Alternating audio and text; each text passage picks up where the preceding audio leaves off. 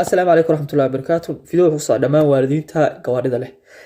hadii adigu markii ugu horeysay haduu gaariga ka xumada adigu aad iska bixin jirto aad shaqeysad yani waa khalad xaq ayaad ku leedahay dawladda ka bixisay kaaga bixinaysa anigu waxa leeyahay gaari waan ku shaqo tagaa gabadheed guriga joogtaa yani carruurta heesaad salahan marka gaariga ku shaqo tagaa gaariga uga xumaaday gaariga marka ku xumaaday feeshtaadka geemo ama geerishka gawaadhida kadib waxa lagu yiraahdaa gaariga waxa ku baxaysa lacag intaas salahan kun euro kale maxay waxyaalo badan baa laga bedelay mitir cusub baa rabaa in la geliyo ama tuufka laga bedelay ama waxsaas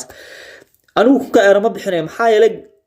dawladda ayaa iyada yani xaq ugu leedahay ka bixiso waxa sameeyay feeshtaadka ninka haysta la hadlaa warqad iyo qormad koorsan maxaa yeelay amtiga lacagta bixinaysa naq Facebook siinaya wuxuu sheegayaa gaariga waxa ka maqan iyo lacagta inta bixinaysa shaabadu kugu dhufanaya warqada waad qaadaysa يعني dawladda kor iyo hoos wad ka diiwaan gashantay family baatay qofka ka mas'uulka oo tagaysa waad u sheegaysaa in gaariga transportka uu aan ku shaqo tagi jiray aan dadka yani family-kiga ku biili jiray credit kaga bixin jiray inuu u xayiranahay si darteed shaqadii aan tagi karin sida ugu dhaqsiya badan leega baxsho يعني وانا xoog saarta marka qofka famidlunka ee yani xagga ku qaabilsan isla markii wuxuu sameeynaya warqad bu qori antaraaga isla markaaba lacagta koontada waxa lagu xawiliyaa ninka ama shirkadda Fexstadka ama geerishka waa qasab ku qasbatay maxaa yeelay waa yani waa transportkii aan ku tagi lahaa shaqada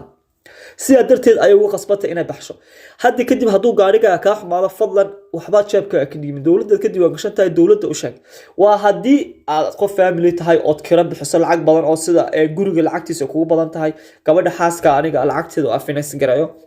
nolosh yani ayna ugu filnaa sida darteed aad xaq ugu leedahay boqolkiiba boqol waliba xaq u leedahay gabadhida si wada soo taagto ku sheegaya in gaarigu uu isbuuc laba isbuuc oo leh waliba labada isbuuc hadii ilaahu ma haato bil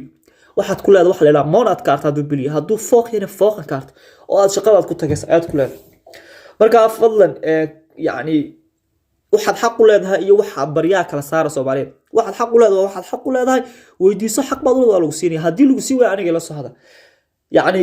yana ka wasiixan waxani waa wax boqol jeer la tijaabiyo oo yani lagu guuleystay weeyaan markastana waxa ku xirantay qofka ku qaabilsan ee fabidlunka ee qaabilsan hawlahaaga fadlan Soomaaliya yani indhaha ay furno wax kastaan xaq ugu leenahay in ogaano dawladda xaq ugu leenahay maxaa yeelay dawladdu adigoo shaqeeya ay korkaaga lacag ku dul qaadataa etrada hebel baan caawiya kuma caawiso waxa laga yaabaa inay dawladdu 4 sano 5 sano inay lacag kaaga mar haddana ay magacaaga ku diiwaan gashay leeyahay hebel waan caawiya sida darteed fadlan markasto gaariga xumaada igaal ilooba hal eero lagu hagaajalka eero naqfays waa inay ku qornaada waa inaad gudbisa waa loogu shubaya xaq baad ugu leedahay fadlan gaarsiiya family-da gawaadhida leh بدنا لبده والد متكمل الشقيان حق بيقول لي وين سلام يا والسلام عليكم ورحمة الله وبركاته.